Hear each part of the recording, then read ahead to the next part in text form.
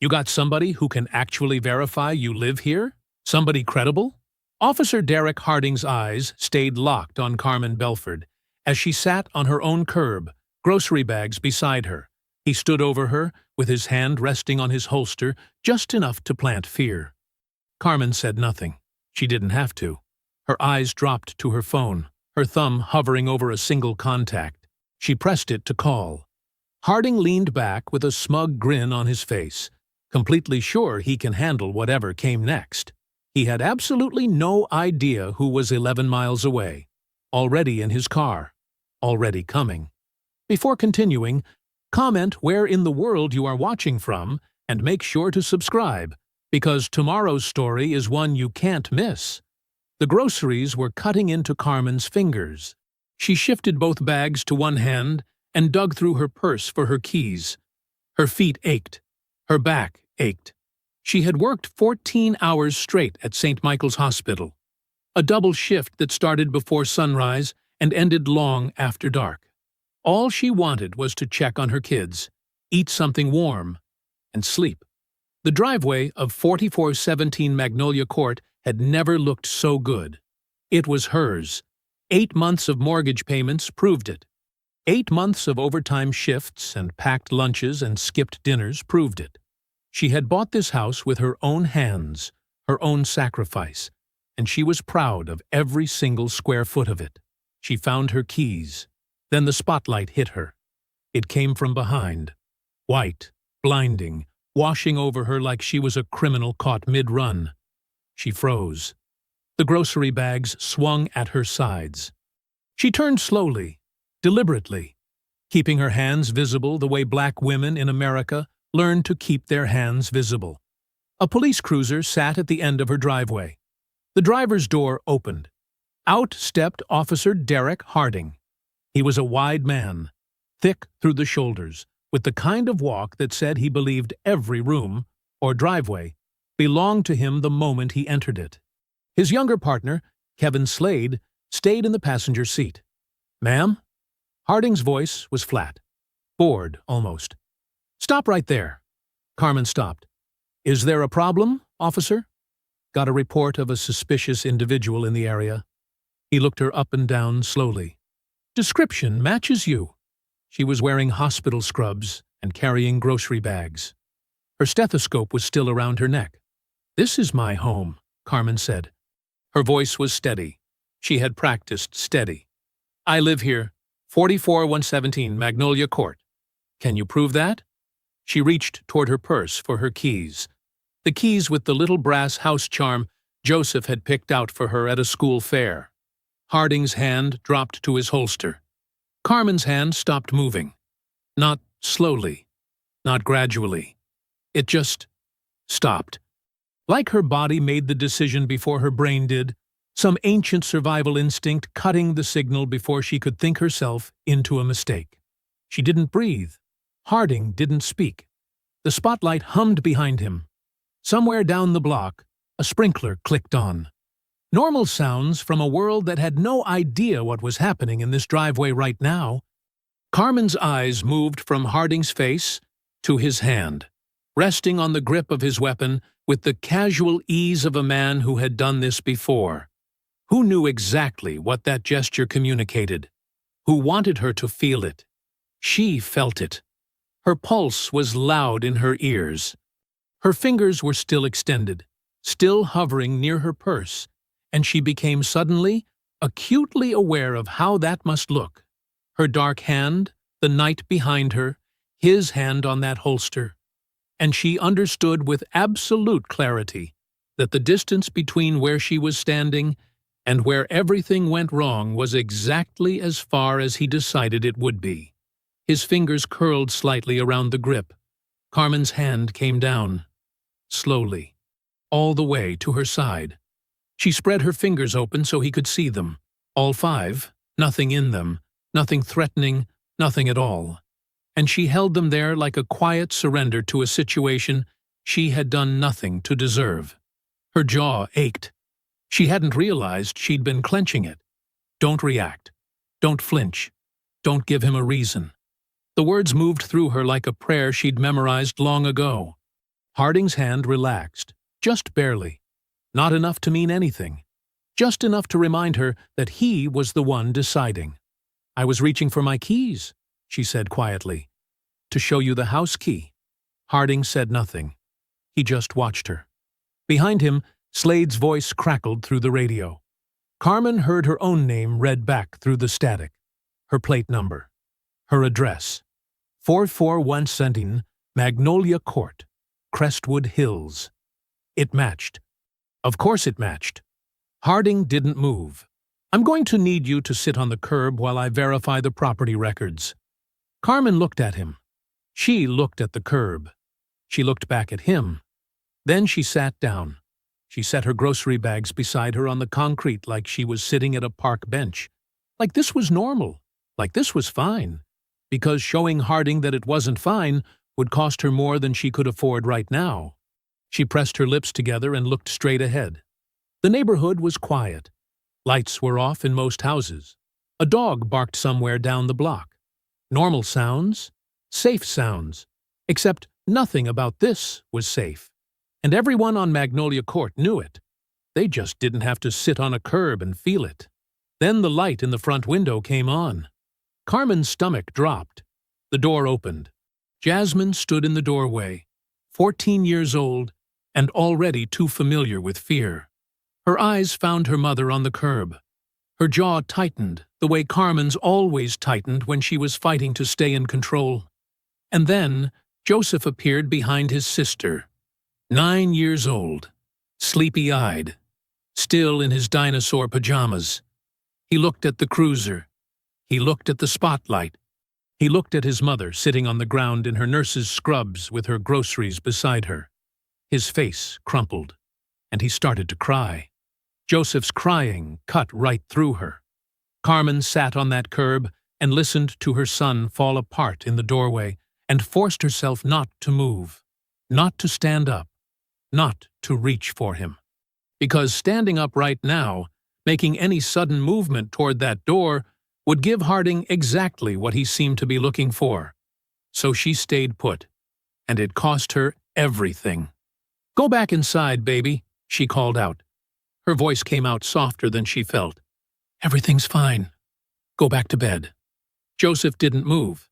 He just stood there in his dinosaur pajamas, crying with his whole body the way 9-year-olds do, his small shoulders shaking under the porch light. Jasmine put her arm around him. Her face was stone. Harding glanced at them once. Then he pulled out his radio. He called for backup. Carmen's head turned sharply. "Backup?" The word came out before she could stop it. For what, exactly? Harding didn't answer her. 2 minutes later, headlights appeared at the end of Magnolia Court. Then, more. 2 additional cruisers rolled in slow and easy, like they had all the time in the world. They parked along the curb in front of her house, one behind the other, lights strobing blue and red across the front of her home. 3 patrol cars total now. 6 officers counting Harding and Slade. For a woman in scrubs sitting on her own driveway with grocery bags. Lights came on in the neighboring houses. Carmen could see the pale glow of curtains being pulled aside. Shapes standing in windows, watching. Linda Carver from 3 houses down stepped out onto her porch in her bathrobe, arms folded tight across her chest, eyes fixed on the cruisers. She didn't come closer. She didn't say a word. She just watched. Carmen looked at the faces of the officers moving toward her. Young ones, mostly. None of them meeting her eyes. She knew this feeling. It didn't require a history with Harding specifically. It was older than him. It lived in the particular way certain people looked at her when she walked into a room in this neighborhood. That half-second pause, that slight narrowing of the eyes, that silent question they never asked out loud, but never stopped asking either. "Are you sure you belong here?" She had felt it from neighbors who smiled too carefully. From the woman at the Homeowners Association meeting who asked 3 times which house Carmen had purchased, as if the answer kept failing to compute. She had felt it twice before on this very street. Once from a different officer who showed up unannounced on a Sunday afternoon, claiming a neighbor had called in a wellness check, and again from another responding to a noise complaint on a quiet Tuesday evening while she was reading to Joseph on the couch. Different officers, same message. And now Harding, who had never laid eyes on her before tonight, was delivering it again, fluently, without hesitation, as if it were the most natural thing in the world to summon 6 officers to verify whether a black woman in nurse's scrubs had the right to stand in her own driveway. She pulled out her phone. "What do you think you're doing?" Harding said. "Recording this interaction." She held the phone steady and kept her eyes on the screen. "Which is my legal right." Something shifted in his expression.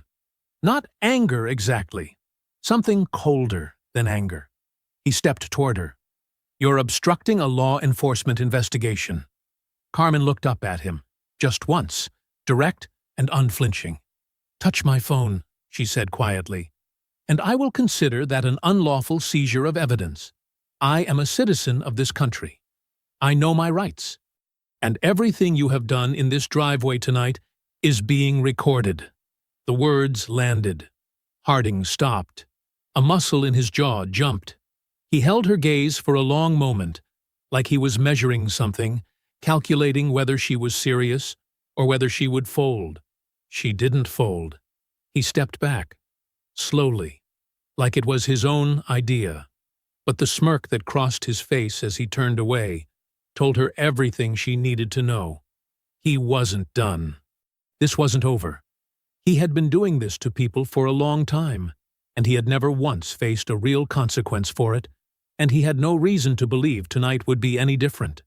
Carmen kept the phone steady, and kept recording, and kept her face completely still.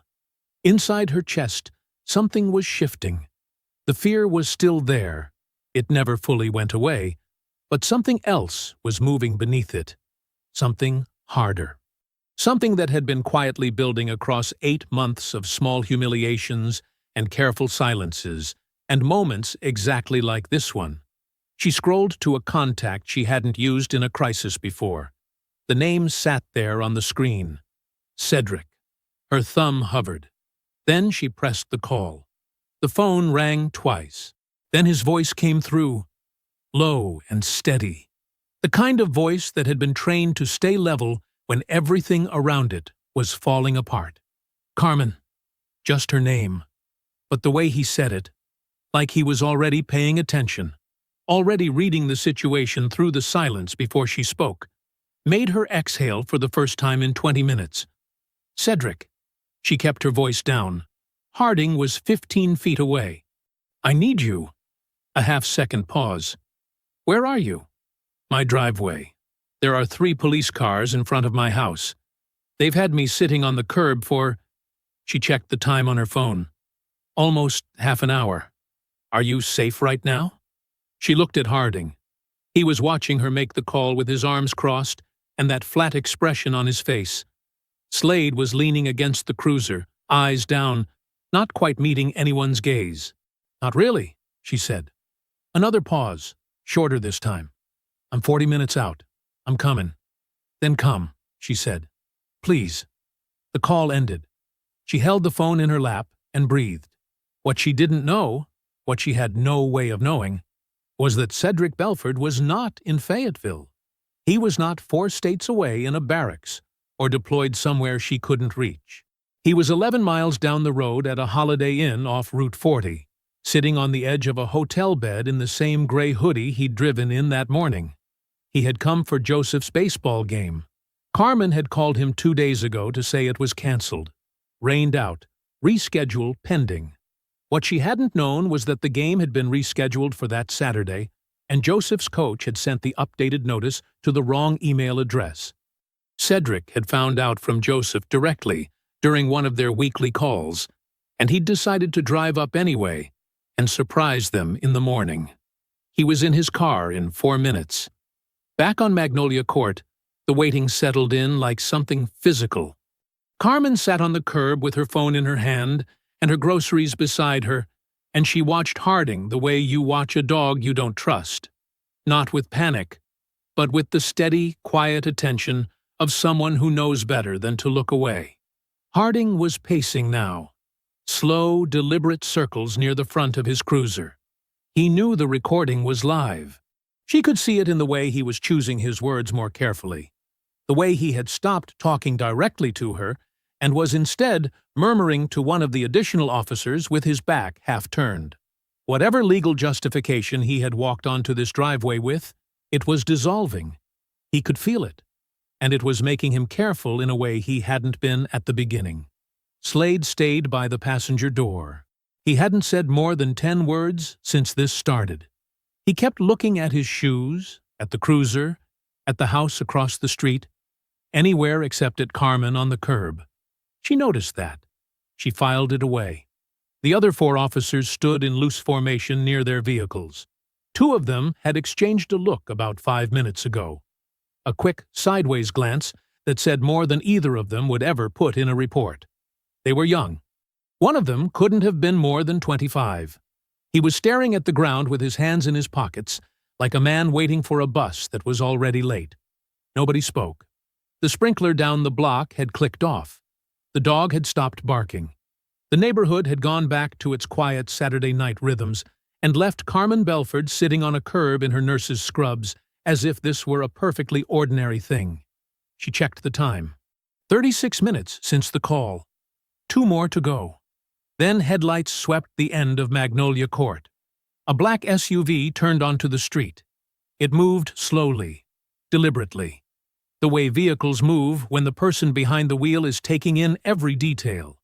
It rolled to a stop behind the last cruiser and sat there for just a moment with the engine running. Then the door opened. Cedric Belford stepped out. No uniform, no insignia, just the gray hoodie and the quiet, absolute certainty of a man who had walked into worse situations than this one and walked back out of every single one of them. He didn't look at Harding. He didn't look at the cruisers or the officers or the lights still strobing blue and red across the front of Carmen's house. He walked straight to her, past all of it, like it wasn't even there. He stopped in front of her and put one hand on her shoulder. "I'm here," he said. Harding saw Cedric coming and stepped forward. "Sir, this is a restricted area. I'm going to need you to step back behind the—" Cedric stopped walking. He turned and looked at Harding the way you look at something that requires your full attention before you decide what to do with it. "I'm Lieutenant Colonel Cedric Belford, United States Army Delta Force." His voice was calm, completely, unnervingly calm. "This woman is my sister. This is her home, and you are going to explain to me right now the legal basis for her detention." The air on Magnolia Court changed. It wasn't anything dramatic. No one flinched. No one gasped. It was quieter than that. A subtle, collective shift, like the moment before a storm when the wind suddenly stops and every living thing goes still. Slade went pale. Carmen watched the color drain out of his face in real time. One of the additional officers near the back cruiser took a single, slow step backward, as if he was hoping nobody would notice. Harding noticed. His jaw tightened. "Sir, we received a report of a suspicious individual in this neighborhood, and we are following standard procedure." "What procedure?" Cedric pulled out his own phone. He was recording now, too. "Cite the specific protocol that required 6 officers to respond to an unverified call and detain a homeowner on her own property for 45 minutes. Harding opened his mouth. "And before you answer," Cedric said, "I want to be clear.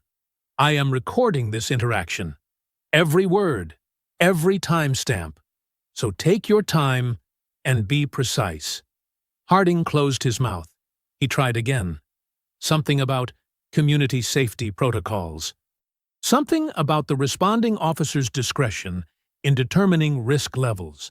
Something about how the situation had been handled completely within departmental guidelines. Cedric let him finish. Then he asked one question. Was she advised of her right to leave at any point during this detention? Silence. Was she read any formal charge or suspicion specific enough to justify continued detainment after her identity and address were confirmed by your own radio dispatch. More silence. Did any officer on scene document the name and contact information of the individual who allegedly placed the suspicious person report? Harding's face was doing something complicated.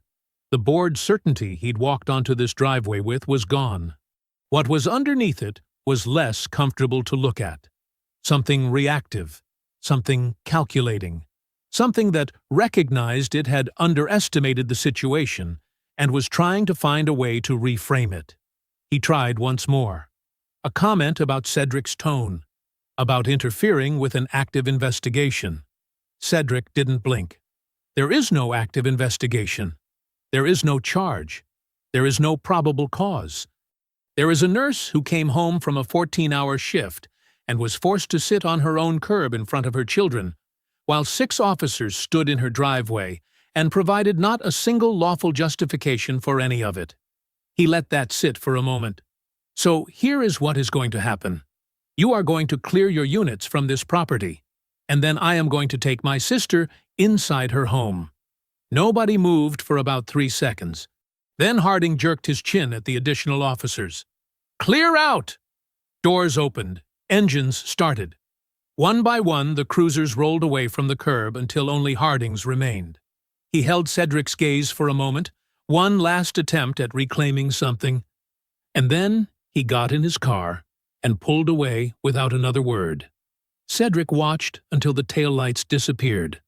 Then he turned back to Carmen, and the world got quieter. He picked up her grocery bags from the curb. He walked her to the door.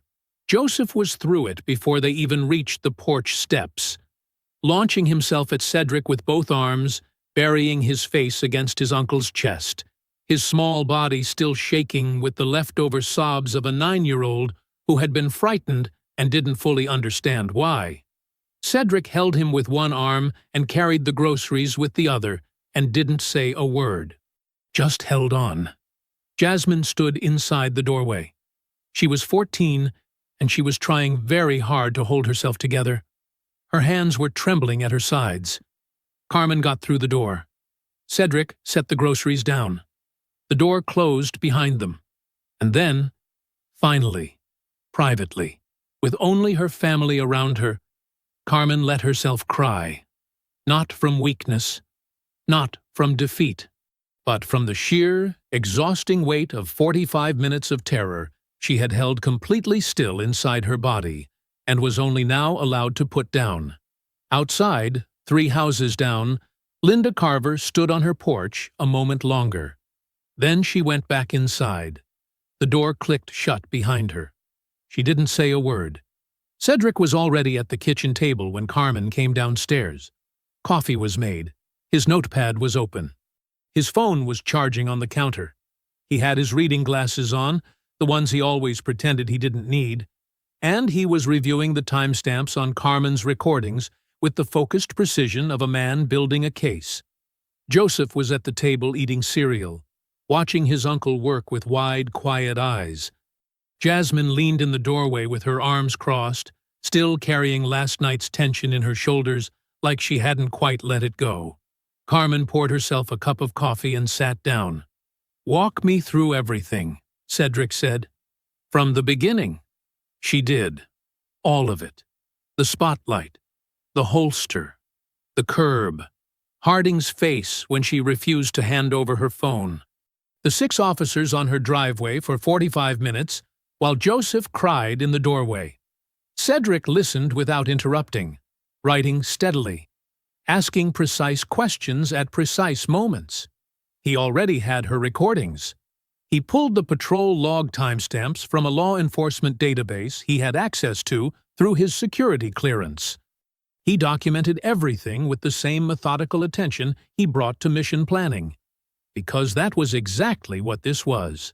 By 9 in the morning, the formal complaint was ready. He filed it directly with the Crestwood Hills Police Department's Internal Affairs Division, with copies sent simultaneously to the city's Civilian Oversight Office and the Ohio Attorney General's Public Complaints Portal. Then he called Captain Alan Prescott. Carmen sat across the table and listened to one side of the conversation. Prescott picked up on the second ring. Cedric introduced himself, rank, full name, branch, and explained the purpose of the call in 3 sentences. Then he went quiet and listened. Carmen watched her brother's face. It gave away almost nothing, but she knew him well enough to read the small things. The slight tightening around his eyes. The single slow breath through his nose. Prescott was being smooth. When Cedric finally spoke again, his voice was measured and final. I have time-stamped recordings, a patrol dispatch log, and 6 officers on record at the scene. I expect a written response within 5 business days. Thank you, Captain. He hung up. What did he say? Carmen asked. Everything a man says when he's more concerned about the complaint than about what caused it. Cedric closed the notepad. He'll address it. He said it with confidence. He believed it. The documentation was solid. The chain of evidence was clean. And a lieutenant colonel filing a formal complaint against a patrol officer was not something a department could quietly ignore. Not on paper, anyway. He left that afternoon. Joseph hung on to him at the door for a full minute, both arms locked around Cedric's waist. Cedric held on just as long. He hugged Jasmine, who let him, briefly, then stepped back and looked at the floor. He hugged Carmen last and said quietly into her hair, "Let the process work." She nodded. She believed him. For 3 days, she let herself believe him. She went back to her shifts at St. Michael's. She made Joseph's lunches and helped Jasmine with her history project and paid her electric bill and watered the plant on the kitchen windowsill. She was a homeowner and a mother and a nurse, and she had done everything right and filed everything correctly, and the process was working. On the 4th morning, she walked to the mailbox in her robe before the coffee was ready. The dismissal letter was on top. 2 paragraphs. Official letterhead. The language was clean and bureaucratic, and completely bloodless. Officer Harding had acted within established protocols. The responding officers had exercised appropriate caution given the nature of the call. The complaint had been reviewed and found to lack sufficient grounds for disciplinary action. 2 paragraphs. Carmen read it twice. Then she folded it carefully and took it inside. Beneath it in the mailbox was a certified letter from the Crestwood Hills Municipal Code Enforcement Office. A noise and nuisance citation, backdated 12 days. A fine of $400. She set both letters on the kitchen table and stood there looking at them. That evening, while Jasmine was doing homework and Joseph was watching television, Carmen's phone rang. A number she recognized. Her supervisor at St. Michael's Hospital. Her supervisor's voice was careful, professional, apologetic in the way people sound when they're delivering news they didn't choose. A formal complaint had been filed with the Ohio State Nursing Board. The allegation that Carmen Belford had behaved erratically and aggressively toward law enforcement officers during a recent incident. The board had opened a preliminary inquiry. The hospital was required to notify her. Carmen sat down slowly at the kitchen table. The 2 letters were still in front of her. She looked at them for a long time. Let the process work. The process had just declared war. Carmen called Cedric the same night. She read him both letters out loud. The dismissal. The citation. Then she told him about the nursing board complaint. Her voice stayed even all the way through, flat and controlled. The same voice she used when she was delivering bad news to a patient's family and needed them to stay calm. When she finished, Cedric was quiet for a moment. "They're not just protecting Harding," he said. "They're coming after you." "I know." Another pause. Longer this time. She could hear him thinking. "I'm making a call," he said. "To who?" He didn't answer directly. "I'll be in touch tomorrow. Don't respond to anything in writing without running it by me first." The call ended. Carmen sat at the kitchen table until the house was completely still. Then she went to bed, stared at the ceiling for 2 hours, and got up at 5 to make Joseph's lunch before her shift. The next 2 weeks moved like a slow bleed. The nursing board complaint hit first and hardest. Carmen retained a licensed defense attorney, a careful, competent man named Nathan Corso, who came recommended and expensive. The retainer alone cost her $1,100. She paid it from the account she had been building for Jasmine's first year of college. Nathan filed the initial response to the board and told Carmen plainly the complaint would proceed to a preliminary hearing set 6 weeks out. If the board found sufficient grounds at that hearing, the case would advance to a full formal review. Suspension was a real possibility. If she was suspended, she couldn't work. If she couldn't work, she couldn't pay the mortgage. The math was ugly, and it only went one direction. She didn't tell Jasmine any of that. 3 days after retaining Nathan, the second code enforcement citation arrived. This one cited her trash bins, stored 2 inches outside the designated side yard boundary, according to a municipal ordinance she had never been informed of. The fine was $275. 4 days after that, a third citation arrived.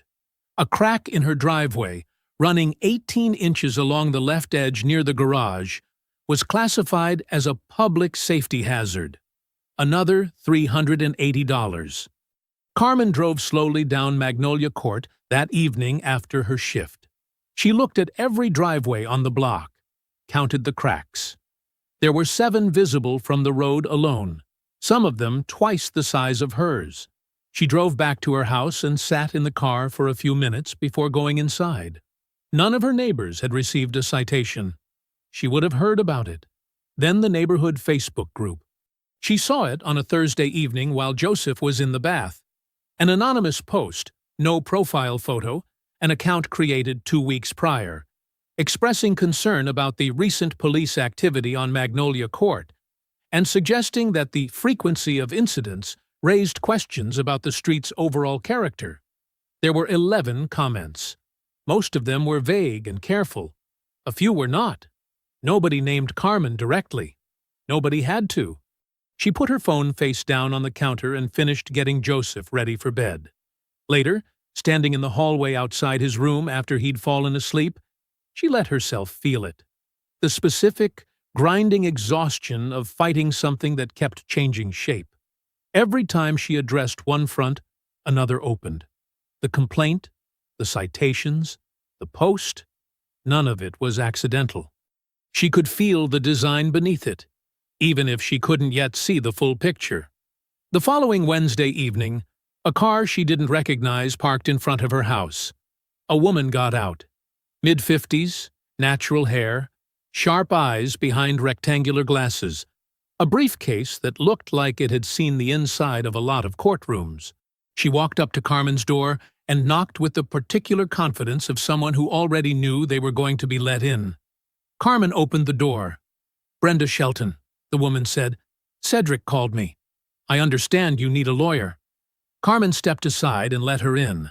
Brenda spent 90 minutes at the kitchen table. She read every letter. She watched both recordings twice. She reviewed the citation notices, the board complaint documentation, and the timeline Cedric had prepared. She asked 11 questions, all of them precise, none of them wasted. Then she looked up. "This is textbook," Brenda said. Her voice was quiet, but there was something burning underneath it. "They can't scare you out, so they're going to bleed you out, financially, professionally, socially.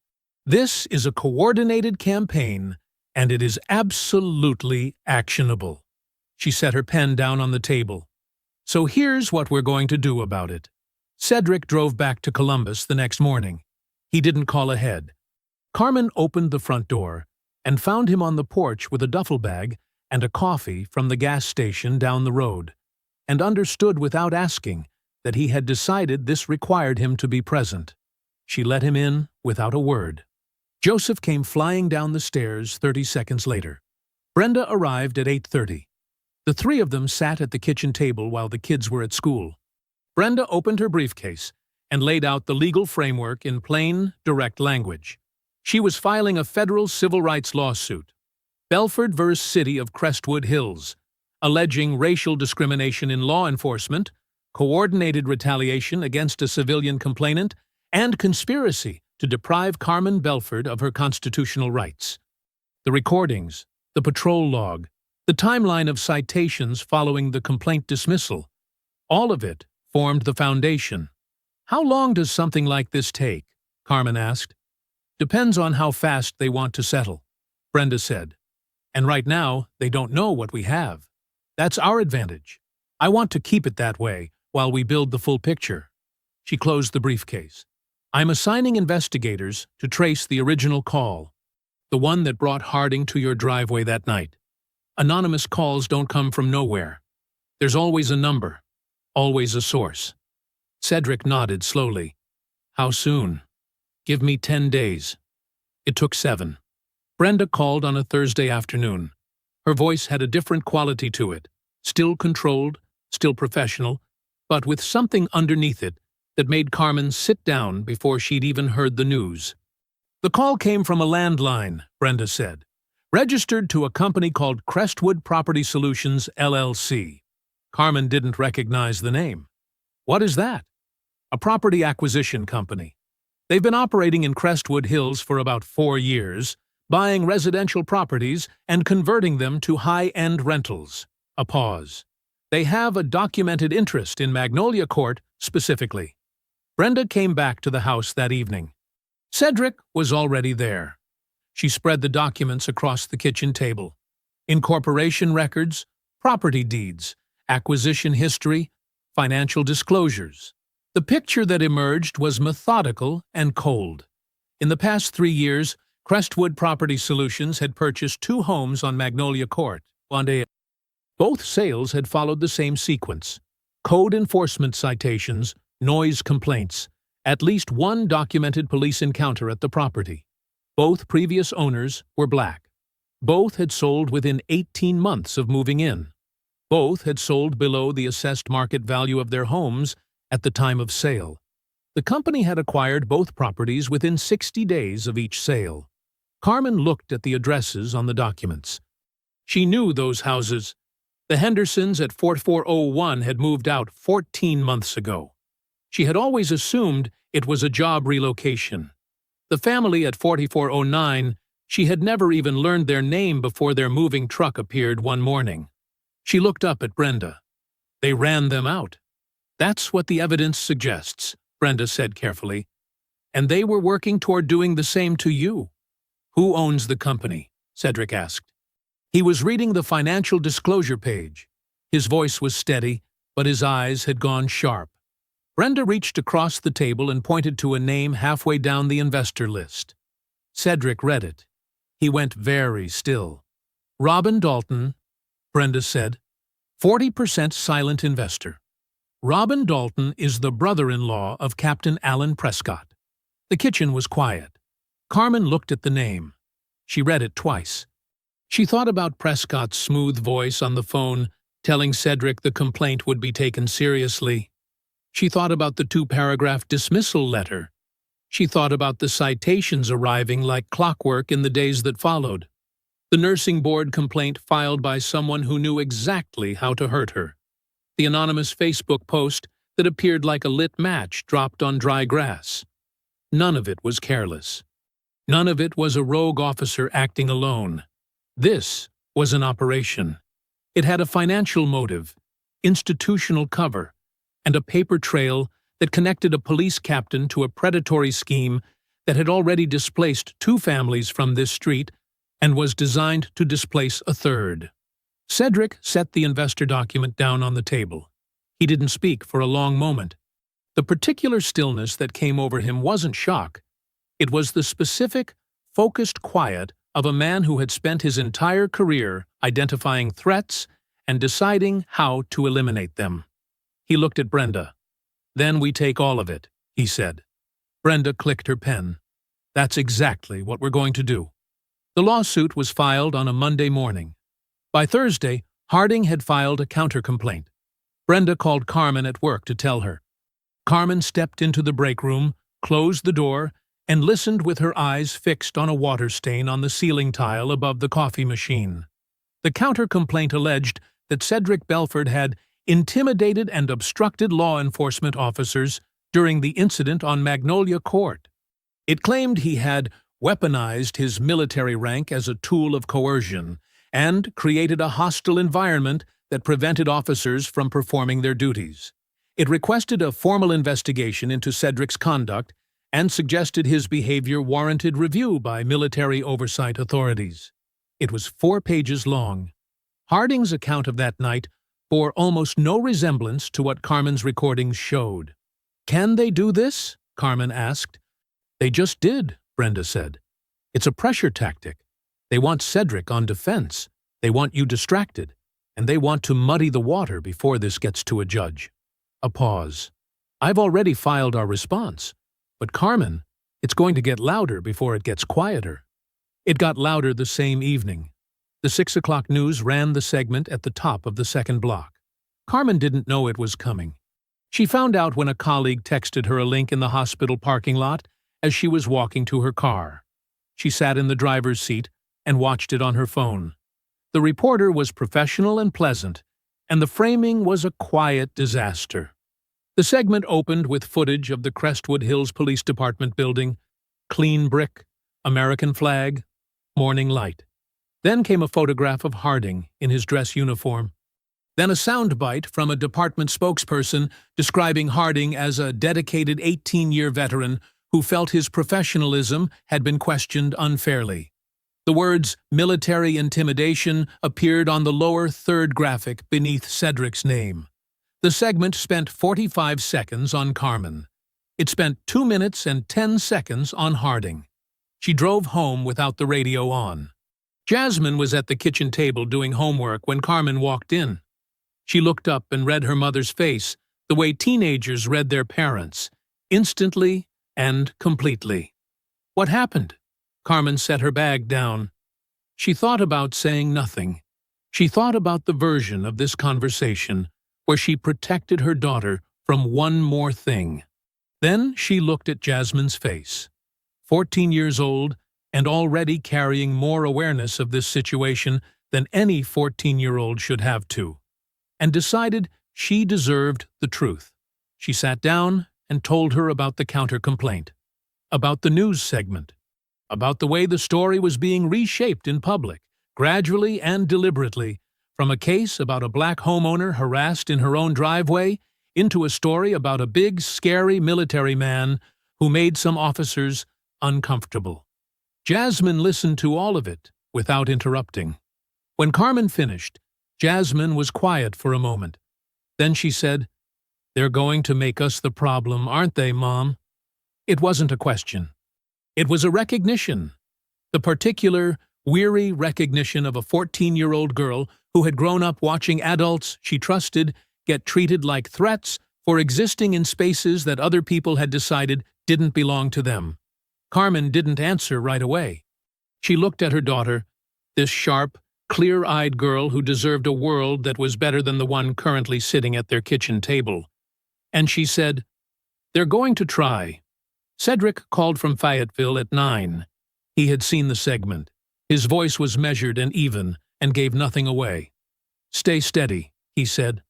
"I know how this looks right now, but the ground is shifting under Harding's feet, even if he can't feel it yet. Trust the process we've built." "You keep saying that," Carmen said. "Trust the process." "Because the process is working. It's just not working visibly yet." A pause. "There are things in motion that I can't talk about right now. But Carmen, you are not alone in this." She wanted to ask what he meant. She didn't. She had learned a long time ago that when Cedric said he couldn't talk about something yet, pushing only cost time. The following morning, Carmen found a casserole dish on her porch. Ceramic, still warm, covered in foil with a handwritten note tucked underneath. "I'm sorry. I don't know what to do." No signature. But Carmen recognized the handwriting. Linda Carver, 3 houses down. She stood on her porch holding the casserole for a moment. Then she took it inside and fed it to her children for dinner, and said nothing about where it came from. Guilt wasn't courage, but it was something. It was a start. The personal day felt strange. Carmen sat across from Nathan Corso in his office on a Tuesday morning with no scrubs, no hospital badge, nowhere to be until she was ready to leave. She had not taken a day off from St. Michael's in 4 months. The stillness of it felt wrong, like the quiet before a storm rather than actual rest. Nathan walked her through the hearing preparation with the careful, methodical patience of a man who understood that his client was not just fighting for her license, but for everything that license made possible. Her income, her home, her children's stability. He needed her to understand exactly what the board would be looking for, exactly how the opposing attorney would frame his argument, and exactly how Carmen would need to present herself. Composed, credentialed, unimpeachable. "They're going to try to paint you as volatile," Nathan said. "The entire complaint rests on that one word, erratic. That's their foundation. So we dismantle the foundation." Carmen nodded and took notes, and kept her voice steady through 2 hours of preparation. She drove home through Crestwood Hills with the windows down, past Magnolia Court, slowed slightly as she went by 4401 and 4409, the 2 houses Brenda's investigators had identified. 2 families who had sat in driveways, received citations, quietly bled, and eventually left. She wondered if they had also sat in a lawyer's office somewhere, learning how to appear unimpeachable while everything they had worked for was being methodically dismantled around them. She wondered if anyone had filed a lawsuit for them. She pulled into her driveway and went inside and made lunch and told herself to keep going. 2 days later, the first piece of good news arrived. Brenda called at noon. Her voice had a new energy to it, controlled but barely. The judge granted the TRO. Carmen sat down. "What does that mean exactly?" "It means every single code enforcement action against your property is frozen. The citations, the fines, all of it suspended pending the outcome of our civil suit. They cannot touch you with another citation while this case is active. And if they try—" Brenda paused for effect. "They will be in contempt of a federal court order." Carmen pressed her free hand flat against the kitchen counter. Breathed. "That's not all," Brenda said. "Check the Columbus Advocate website." Carmen pulled up the page on her phone. The headline ran across the top of the front page. 6 complaints, 0 consequences. Inside Officer Derek Harding's undisciplined career. The byline read, "Monica Wardens." Carmen read the piece standing in her kitchen. It was long, deeply sourced, and methodical in a way that left no room for doubt. Monica had obtained Harding's full complaint history through a public records request. 6 prior complaints, all dismissed, never investigated beyond the internal review process that Prescott's office controlled. 3 complaints from Black residents, 2 from Latino families, 1 from an elderly Vietnamese couple who had lived on the east side of Crestwood Hills for 11 years. The piece named Prescott. It named the property management company. It named the financial connection between Prescott's brother-in-law and the acquisition pattern on Magnolia Court. It named Carmen's case as the thread that had unraveled all of it. By 2 in the afternoon, the story had been picked up by the Columbus Dispatch. By 4, it was on 3 regional television stations. By 6, 2 national civil rights organizations had issued statements expressing concern and announcing they were monitoring the case. At 6:15, Brenda called again. "Harding is on administrative leave," she said, "effective immediately, pending an internal review." And Prescott just released a statement. What does it say? That the department is deeply committed to transparency, accountability, and the trust of every resident in Crestwood Hills. Brenda's voice was as dry as gravel. He used the word integrity twice. "And you believe him?" "Not even a little. But it means they're running scared, Carmen. It means we've got them moving backward." The energy in Brenda's voice was something Carmen hadn't heard before. The particular, barely contained triumph of a woman who had spent decades fighting battles like this one and knew exactly what a turning tide felt like. "They're running scared." For 48 hours, Magnolia Court felt like a different street. Carmen picked Joseph up from school, and he talked the whole way home about a kid in his class who could burp the alphabet. She sat at the table with Jasmine and helped her outline a history essay. She cooked a real dinner, not reheated, not rushed, and they ate it together at the kitchen table with the television off. She slept through the night for the first time in 3 weeks.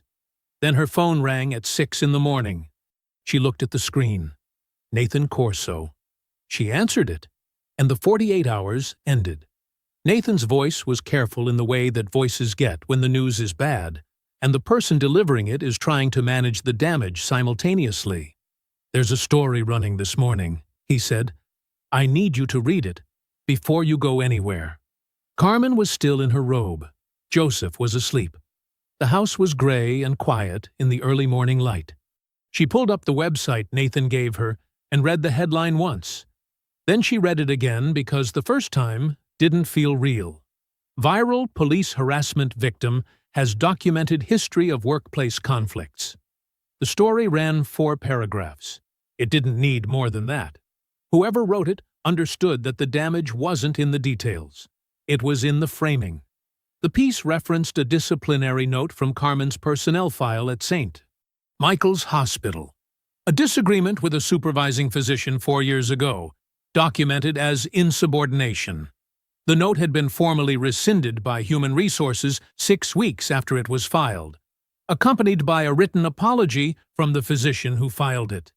It was supposed to be sealed. Someone had opened it anyway, and handed it to people who knew exactly what to do with it.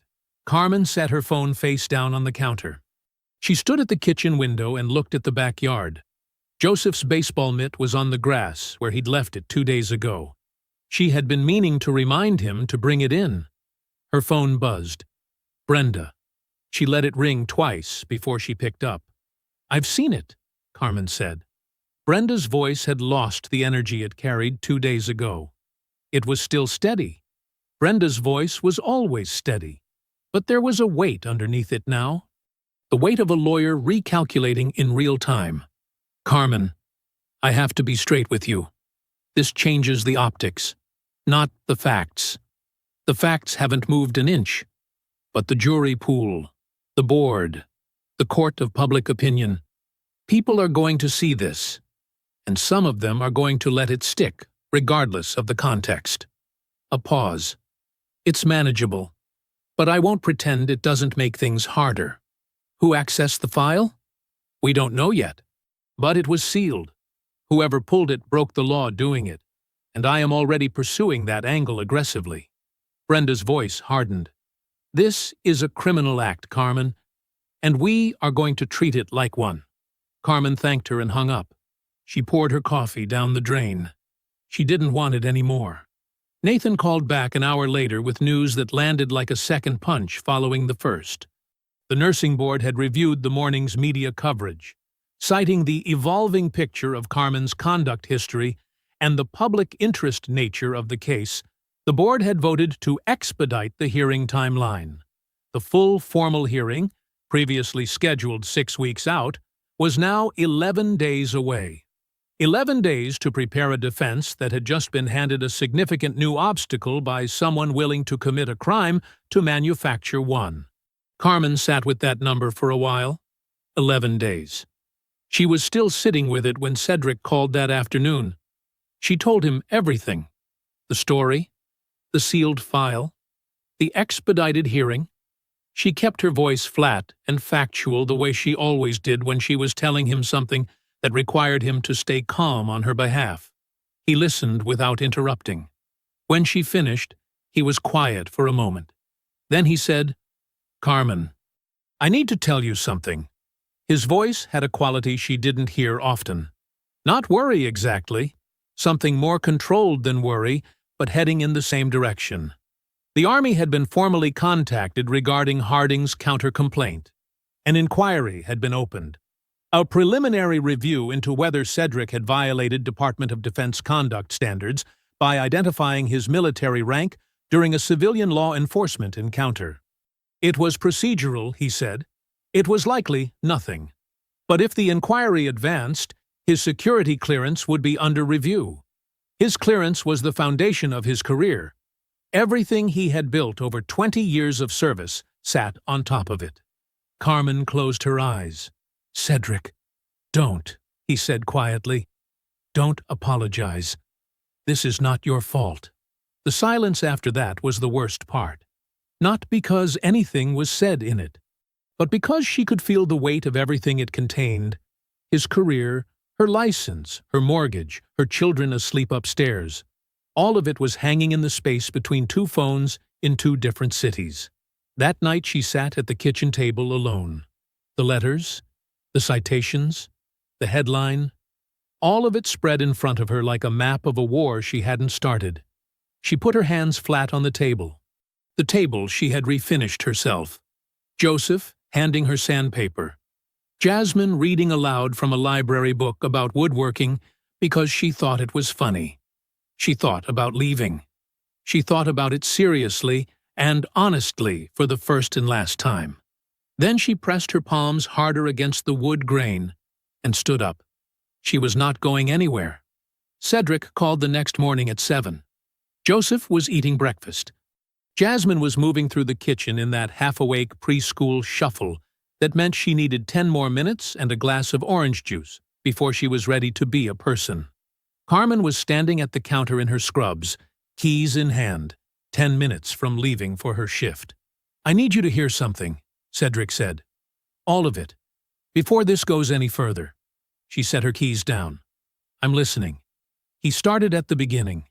The night Prescott's dismissal letter arrived, the 2-paragraph letter that ended with insufficient grounds for disciplinary action, Cedric had not simply accepted it and waited for Brenda's lawsuit to run its course. He had made a phone call that Carmen knew about but hadn't fully understood. The call wasn't to a lawyer, it wasn't to a journalist or a congressman or anyone whose name appeared in a newspaper. He had called Colonel Leonard Weston. Carmen knew the name. She had heard Cedric mention Weston over the years, the way soldiers mention the people they trust with their lives. Carefully and not often. Weston was 58 years old, from a small town outside Savannah, Georgia, and had served alongside Cedric for the better part of 2 decades. He was the kind of man who measured his words like a surgeon measures an incision. Nothing wasted, nothing imprecise. He had been in the room when decisions were made that most people never heard about.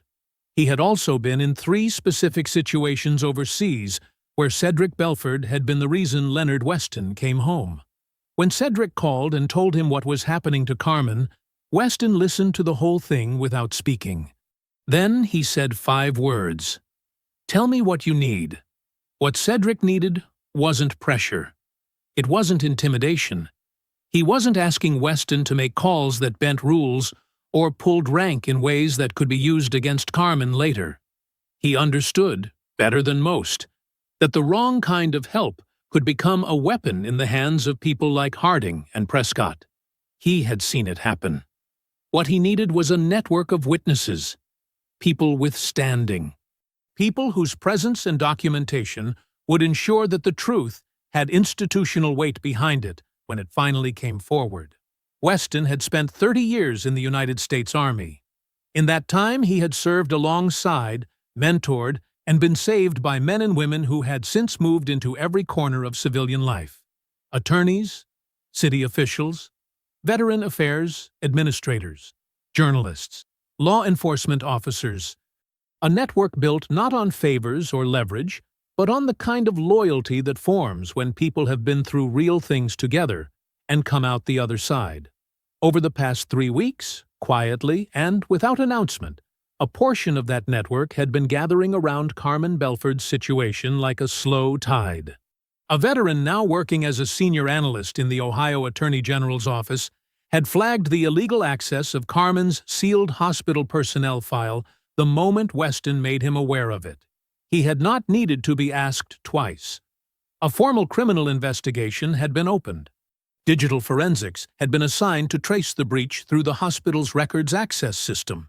Every login, every timestamp, every IP address that had touched Carmen's file in the past 6 months.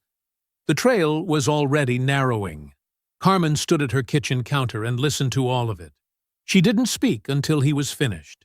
"Why didn't you tell me?" she asked. "Because I needed it to be real before I told you it existed," Cedric said. "I didn't want to give you something to hold on to, and then have it not be there." She understood that. It was the same reason she didn't tell her patients a treatment was working until she had seen it working. Hope was a resource. You didn't spend it before you had it to give. "Is it real?" she asked. "It's real," he said. "The AG's office has an active investigation.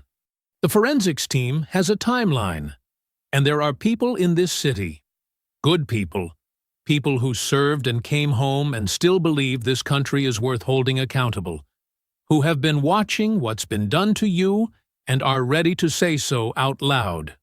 The kitchen was quiet, except for Joseph scraping the last of his cereal. Carmen looked at her keys on the counter. "You were never alone in this," Cedric said. "You just couldn't see it yet." She picked up her keys. "I have to get to work," she said. "I know." "Cedric." She stopped at the door. "Thank you." He didn't answer right away. When he did, his voice was quiet and certain, and entirely her brother. "That's what I'm here for." Brenda's phone rang on a Tuesday afternoon. She was in the middle of drafting a motion when her assistant knocked and said there was a woman in the lobby who didn't have an appointment, but had asked for Brenda by name. Said it was about the Belford case. Said she was a neighbor. Brenda told her assistant to send her in. Linda Carver was 67 years old, and she walked into Brenda's office like a woman who had made a decision that had cost her something to arrive at. She was dressed carefully, pressed slacks, a pale blue blouse, reading glasses hanging from a chain around her neck. She sat down in the chair across from Brenda's desk, set her purse in her lap, and folded her hands on top of it. "I should have come sooner," she said. "I know that." Brenda looked at her steadily. "Tell me why you're here now." Linda took a breath. Then she started talking. She had lived on Magnolia Court for 19 years. She knew the street the way you know a place you have watched change slowly over a long time. Who moved in, who moved out, what the changes meant even when nobody said so out loud. She had watched the Hendersons at 4401 receive citation after citation until the husband started coming home from work, looking like a man being slowly crushed under something he couldn't lift. She had watched them load a moving truck on a Saturday morning 14 months ago, and she had waved from her porch and told herself it was probably a job thing. She had told herself that because it was easier than the alternative.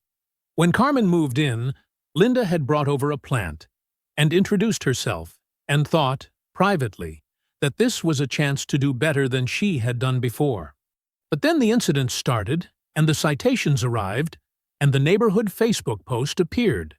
The one Linda recognized immediately as the language of people who wanted something gone without saying out loud what that something was. And Linda had stood on her porch in her bathrobe on the night of the main incident and watched and said nothing. She had sent a casserole. She was aware of how that measured up. "I'm not here to feel better about myself," Linda said to Brenda. Her voice was firm. "I'm here because what's being done to that woman is wrong, and I have information that might help, and I have been sitting on it for too long already." Brenda picked up her pen. "Go ahead." Linda's statement took 40 minutes to give in full. She had seen Officer Harding's cruiser on Magnolia Court on at least 9 occasions in the 2 months prior to the incident. Slow passes, sometimes twice in an evening, always slowing near Carmen's house. She had assumed it was a routine patrol. She had not connected it to anything deliberate until after Monica Warden's article ran, and she had read every word of it twice. But the piece of information that made Brenda set her pen down and look up was the last one. On the night of the incident, before Carmen had even turned onto Magnolia Court, Harding had pulled his cruiser up to Linda's driveway. He had rolled his window down and asked her, in a casual, neighborly tone, whether she had been the one to call in the report about a suspicious individual. When Linda said no, Harding nodded and driven away. He had not written anything down. He had not noted the interaction in any log. He had simply moved on, to Carmen's driveway, to the spotlight, to 6 officers on the curb. Linda had never been contacted by the Internal Affairs Review. No one had knocked on her door. No one had asked for her account of anything. Brenda stared at her notes for a moment. If Harding had been actively canvassing neighbors to find someone who would confirm the call before Carmen arrived home, and had documented none of it, that wasn't carelessness. That was deliberate. It was an officer constructing the appearance of legitimacy, without the substance of it. And the fact that the Internal Review had never sought out the nearest neighbor as a witness suggested that Prescott's office had not been looking for contradicting accounts. They had been looking for confirmation, and when they couldn't find it, they had simply left the gap unfilled. Brenda filed an emergency motion before 5 o'clock that afternoon, citing material witness suppression in the original Internal Review process and demanding the inquiry be reopened under independent civilian oversight. She called Carmen that evening. "Linda came through," she said. "The AG has a name from the forensics team. And we walk into that board hearing tomorrow with everything we need." A pause on Carmen's end. Then, quietly, "It's really happening, isn't it?" "It's really happening," Brenda said. The article went live at 6:30 in the morning. Carmen was already awake. She had barely slept.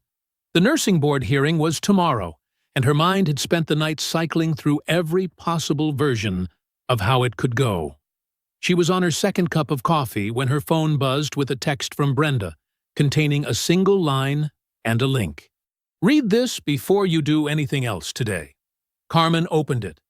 The headline ran across the top of the Columbus Advocate's homepage in the largest font the site used for its most significant stories. How Crestwood Hills Lost 3 Black Families.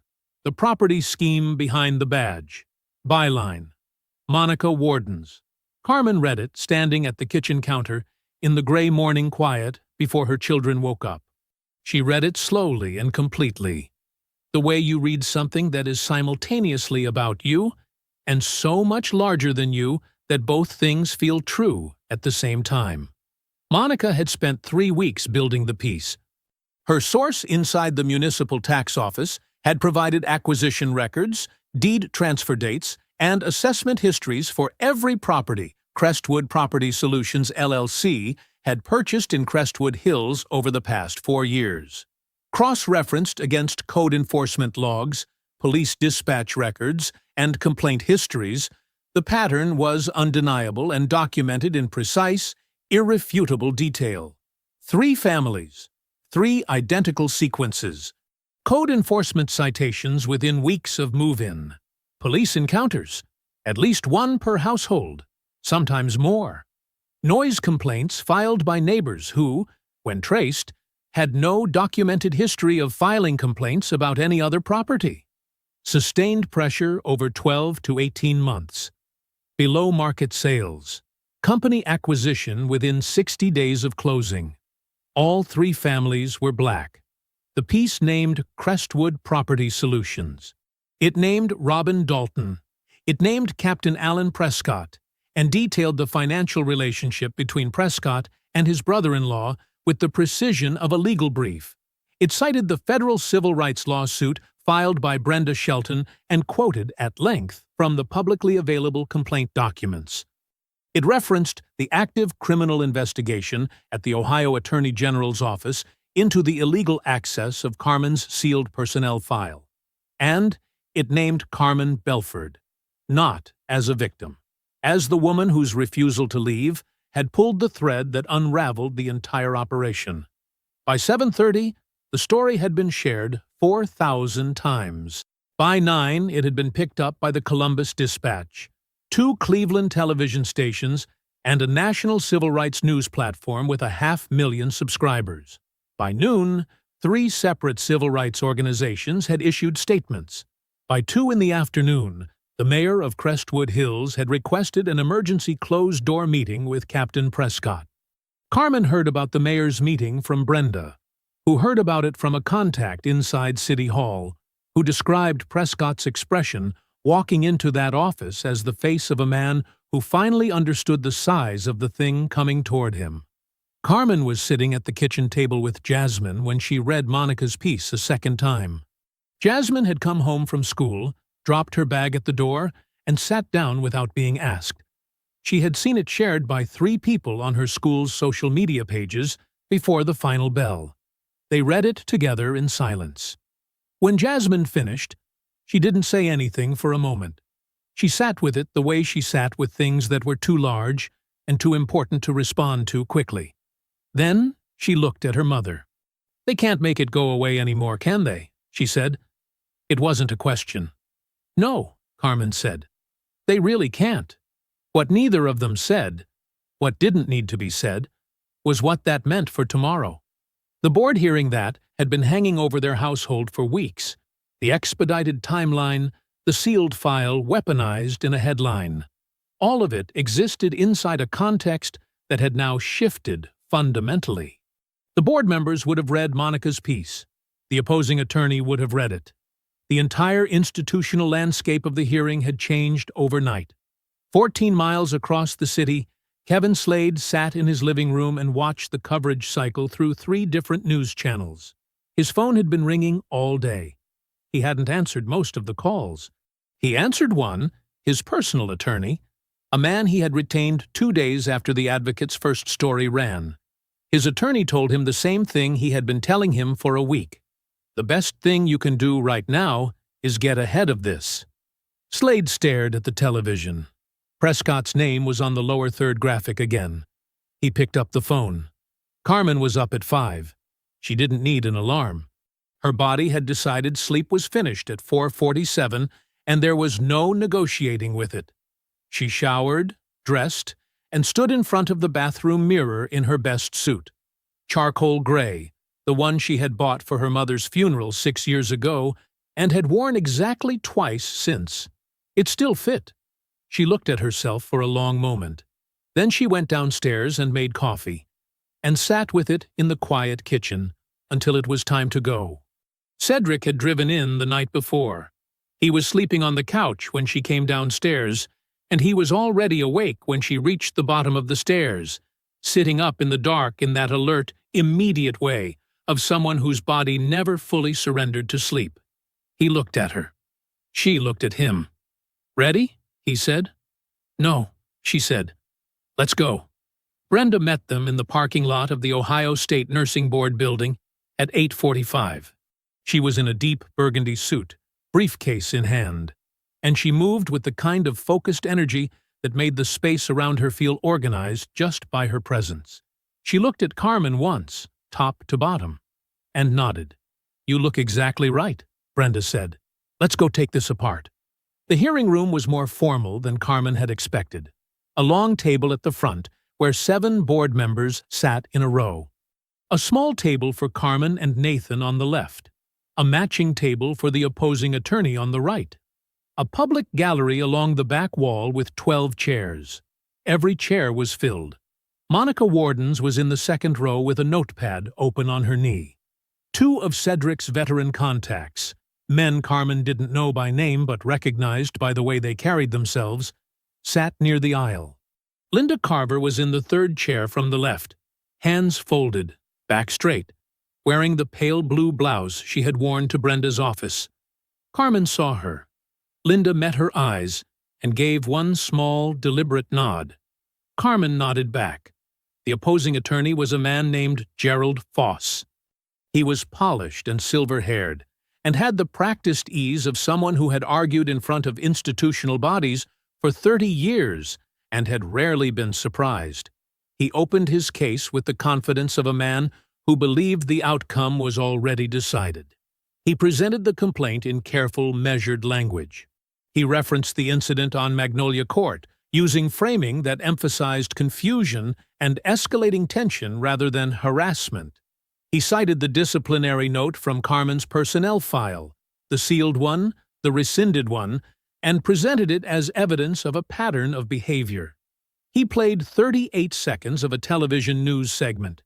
He used the word erratic 4 times in 6 minutes. Then Brenda stood up.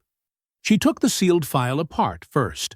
She presented the full HR documentation, the formal rescission letter, the written apology from the physician who filed the original note, the signed acknowledgement from St. Michael's administration that the note had been removed from Carmen's active record and sealed under hospital policy.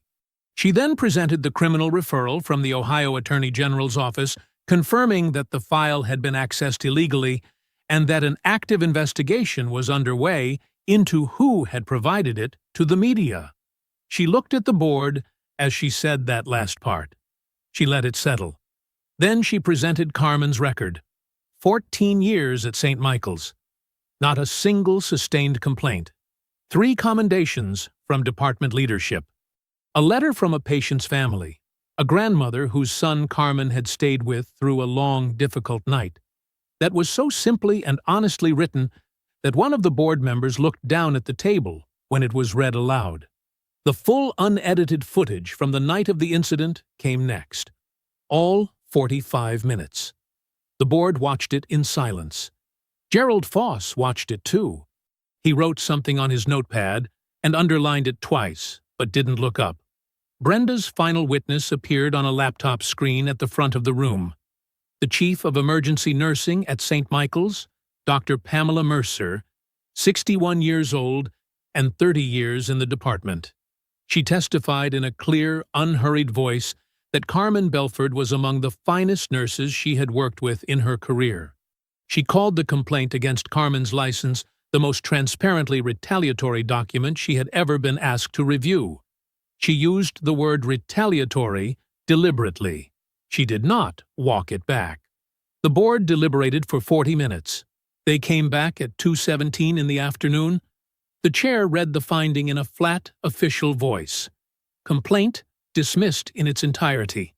No action against Carmen Belford's nursing license.